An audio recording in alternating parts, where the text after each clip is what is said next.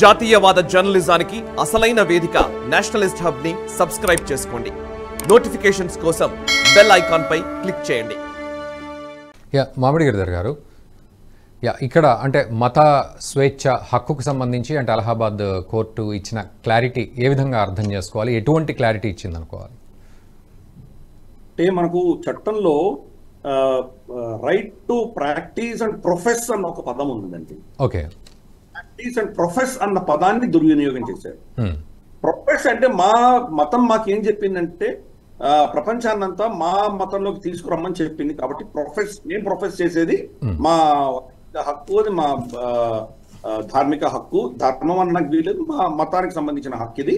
కాబట్టి మేము వాళ్ళని కన్వర్ట్ చేస్తాము, నాకు రాజ్యాంగమే, భారతీయ రాజ్యాంగమే మాకు హక్కు కలిగించింది అని వాళ్ళు దాన్ని అట్లా ఇంటర్ప్రెట్ చేశారు. సో దానికి క్లారిఫికేషన్ అలహాబాద్ హైకోర్టు ఇచ్చింది. మీకు మీరు వ్యక్తిగతంగా మీరు ఏం చేసుకుంటారో చేసుకోండి, కానీ కన్వర్ట్ చేసే వాళ్ళ హక్కులు కూడా చాలా కీలకమైనవి. దాని దృష్ట్యా మీరు అతన్ని ప్రలోభాలు పెట్టి అతన్ని కన్వర్ట్ చేయడం అనేది మేము యాక్సెప్ట్ చేయము అని చెప్పి ఏ వ్యక్తి అయితే ఈ కేసులో అరెస్ట్ అయి ఉన్నాడో అతని బెయిల్ నిరాకరించడం జరిగింది.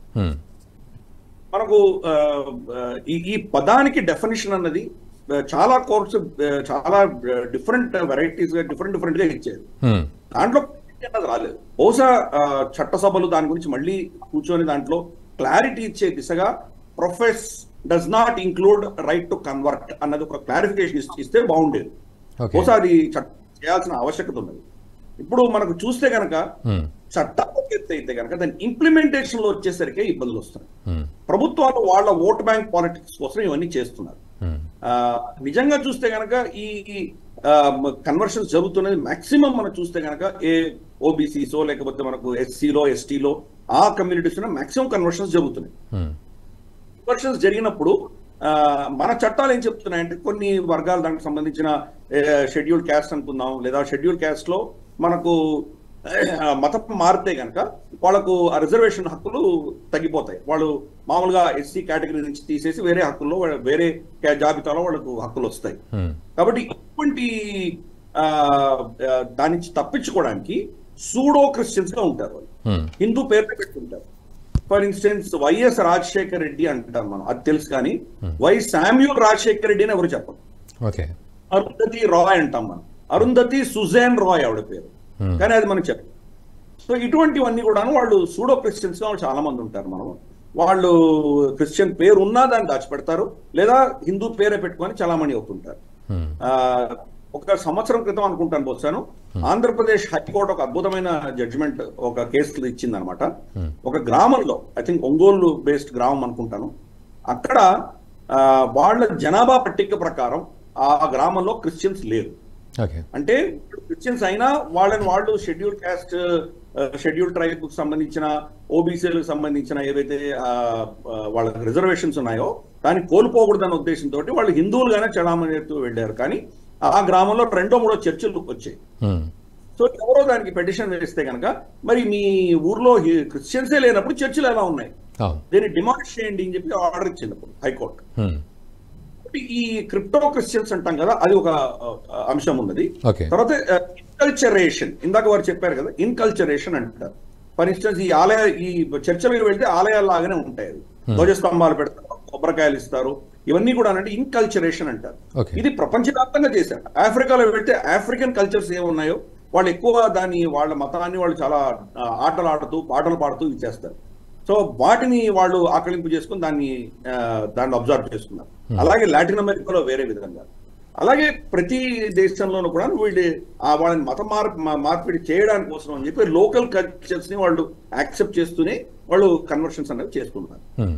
కాబట్టి చట్ట ప్రకారం నిజంగా అధికారం ఉందా లేదా అన్నదంటే చాలా కన్ఫ్యూజన్ అన్నది ఈరోజు తప్పకుండా ఉన్నది. దానికి క్లారిఫికేషన్ ఇచ్చి తీరాలి. కొన్ని ఇందాక వారు చెప్పినట్టు 7-8 రాష్ట్రాలు దాన్ని చట్టం చేశాయి, కానీ ఇంప్లిమెంటేషన్ వచ్చేసరికి అక్కడ ఫెయిల్ అవుతున్నారు. దీన్ని ఎవరు ఇంప్లిమెంట్ చేయాలి, దాని సమాజంలో వాళ్ళు దాన్ని ప్రశ్నిస్తే కానీ మనం అది జరిగేటువంటి విషయాలు కావవి. ఫర్ ఇన్స్టెన్స్ రోడ్డు మధ్యలో ఏదో మజార్ ఉంటుంది, అది నిజంగా ఇస్లాంలో వెళ్ళి మనం చూసామంటే ఇస్లాం కి సంబంధించి దాన్ని షిర్క్ అంటారు. మీరు అల్లా తప్ప ఇంకెవరిని ప్రార్థించినా వస్తువుని వ్యక్తిని చనిపోయినటువంటి వాళ్ళని ప్రార్థిస్తే కనుక అది షిర్క్ అంటారు, అది పాపం కింద వాళ్ళకి లెక్క. నరకానికి పోతారు, జహన్నంకు పోతారు అని చెప్పి వాళ్ళు నమ్ముతారు. అయినా మన దగ్గర చూస్తే కనుక వీధి మధ్యలో వాళ్ళు సవాళ్ళు పెట్టేసి అక్కడ మనం సాంబ్రాణి ఇవ్వడము, నెమరీకలతో పూజ చేయడం, ఇవన్నీ తాబిజులు కట్టడం, ఇవన్నీ చూస్తున్నాము. దానికి విరుద్ధమైంది. అయినా వాళ్ళు చేస్తున్నారు. ఎందుకంటే గతంలో వాళ్ళు హిందువులని అవమానించడానికి కోసం అని చెప్పి నడి వీధిలో కట్టడము, లేదా గర్భగుడి దగ్గర కట్టడం, ఈ సమాధులు మనం చూసాం. వేములవాడలో మనకు అలాగే మనకు అలంపూర్ జోగులాంబలో కూడా కట్టారు వాళ్ళు, మన కాళేశ్వరంలో కట్టారు, చాలా ప్రాంతాల్లో ఇవి చేశారు వాళ్ళు. సో కానీ సౌదీ అరేబియాకి వెళ్తే కనుక సౌదీ అరేబియాలో ఎక్కడ కూడా మీకు వాళ్ళ శ్మశానాలు కనిపించవు, ఈ మజార్లు కనిపించవు, ఎక్కడ కూడా కనిపించవు. అవన్నీ తీసి ఎక్కడో ఊరి బయట పెట్టేస్తారు. ఇన్ఫాక్ట్ ప్రాఫెట్ మహమ్మద్ సమాధి కూడా మదీనాలో ఉన్నది. దానికి వెళ్ళి మోకరికి లేదే మన భారత భూఖండం నుంచి వెళ్ళిన వాళ్ళే అక్కడ చేస్తారు. అది మన పాకిస్తాన్ నుంచి, భారతదేశానికి, బంగ్లాదేశ్, ఆఫ్ఘనిస్తాన్కి వెళ్ళిన వాళ్ళే అక్కడ మోకరిల్లుతారు. లోకల్ సునీలు అవన్నీ చెయ్యరు వాళ్ళు. ఇన్ఫాక్ట్ ఇప్పటికంటే ముందర ఉన్నటువంటి రాజు ఫైజల్ అన్నటువంటి రాజు ఆ ప్రాఫెట్ మహమ్మద్ సమాధిని ఎక్కడో అజ్ఞాత ప్రాంతంలో తీసుకెళ్లి షిఫ్ట్ చేద్దామని కూడా అతను ఆలోచన చేశాడు. అంటే వాళ్ళ మత ప్రకారం షిర్క్. సో అందుకని ఇస్లాం కానీ క్రిస్టియానిటీ కానీ వాళ్ళ దేశాలు ఎలా పాటిస్తున్నారో అలా కాకుండా ఈ దేశంలో ఇక్కడ ఉన్నటువంటి సంస్కృతిని, ఇక్కడ విగ్రహారాధన కావచ్చు, ఇక్కడ మనకు ఉన్నటువంటి కట్టుబాట్లు కావచ్చు, దాన్ని వాడుకొని మత మార్పిళ్లు చేయడం అనేది వాళ్ళు చేశారు. ఇది తప్పకుండా చట్ట పరిధిలో టెక్నికల్ గా, లీగల్ గా చూస్తే కనుక అల్యూర్మెంట్ అంటే మీరు మోసం వాళ్ళని కన్వర్ట్ చేస్తున్నట్టు దాని కిందనే వస్తుంది అది. కానీ దాన్ని ఛాలెంజ్ చేసి వెళ్ళి ప్రభుత్వాలు, పోలీసులు, చట్టాలు ఇవన్నీ నిజంగా ఎంత మేరకు దీన్ని ఇంప్లిమెంట్ చేస్తున్నాయంటే పెద్ద ప్రశ్నగానే మనం భావించాలి. ఇది చాలా పెద్ద మన దేశంలో. అన్ఫార్చునేట్ ఈశాన్య రాష్ట్రాలు చూసామంటే అక్కడ ఆర్టికల్ 371 చట్టం సెక్షన్ ప్రకారం ఇతరత్ర ప్రాంతం నుంచి అక్కడ ఎవరు వెళ్ళడానికి వీల్లేదు. పరిస్థితి నాగా సాధువులు నాగాలాండ్ లో వెళ్ళడానికి పరిమితించలేదు. అప్పుడు 1947లో కనీసం అంటే 30-40% హిందువులు ఉన్నటువంటి ప్రాంతం ఇప్పుడు 99% క్రిస్టియనైజ్ అయిపోయారు. కాబట్టి పొలిటికల్ యాంగిల్ గా చూడాలి. చట్టాలు ఏం చెప్తున్నాయి ఒక విషయం అయితే, చట్టాల్లో కూడా మార్పులు రా, కానీ పొలిటికల్ గా దీన్ని ఒక ఓట్ బ్యాంక్ పాలిటిక్స్ గా వాడుకుంటున్నది చాలా సమాజంలో ఒక విధమైనటువంటి ఇవన్నీ తీసుకొస్తున్నాయి. ముఖ్యంగా మన schedule caste, schedule tribe Hindu సమాజంలో ఉన్నటువంటి వాళ్ళకు అన్యాయం తప్పకుండా జరుగుతుంది మనం అనుకోవాలి. ఓకే, మోహన్ గారు, అంటే చట్టపరంగా ఎలాంటి వివరణ ఇస్తారు దీనికి సంబంధించి? అండ్ ఇప్పటివరకు ఎలా జరిగింది, ఎలా అర్థం చేసుకోవాలి ఈ జరిగిన పరిస్థితిని, అండ్ ఇప్పుడు వచ్చే క్లారిటీని కూడా ఎలా తీసుకోవాలి ప్రతి ఒక్కరు? ఈ వీడియో మీకు నచ్చినట్టయితే లైక్ చేయండి, 10 మందికి షేర్ చేయండి. అలాగే కామెంట్ల రూపంలో మీ అభిప్రాయాలను మాతో పంచుకోండి. Nationalist hub group of channels ను సబ్స్క్రైబ్ చేసుకుని తెలుగునాట జాతీయవాద జర్నలిజాన్ని ప్రోత్సహించండి. ఈ వీడియో కింద ఉన్న బెల్ ఐకాన్ పై క్లిక్ చేయడం మర్చిపోవద్దు.